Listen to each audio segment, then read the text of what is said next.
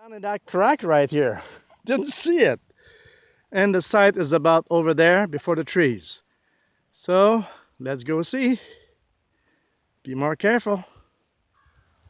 I think it might be here. That might be this side. So the site will be about there.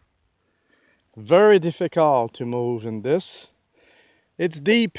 Tide is rising. I'm gonna keep going. And I'll probably come back from the highway. It was a bit too difficult behind me.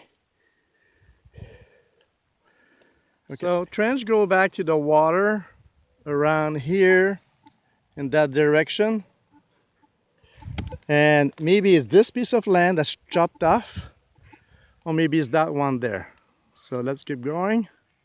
First I have to cross this thing. Is about 2 feet deep. Okay, this might be the other boundary. It seemed to turn around me. But right here, like it's 2 feet deep. This is the back line.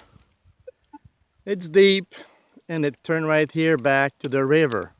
So this is the lot behind me that seemed to be what you show me on your mail. But now I cannot cross there, it's too wide, so and the tide is rising. And I can see a little current there. So time to escape back to the bridge. Yeah, it's time to go. Tide has rise a little bit in past 20 minutes. And it's gonna be high, I think it's at 11 or so.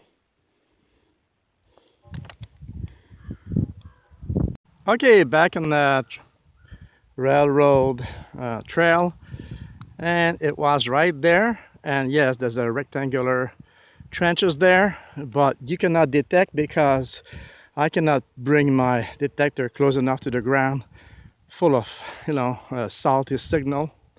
So springtime, low tide, when there's no grass.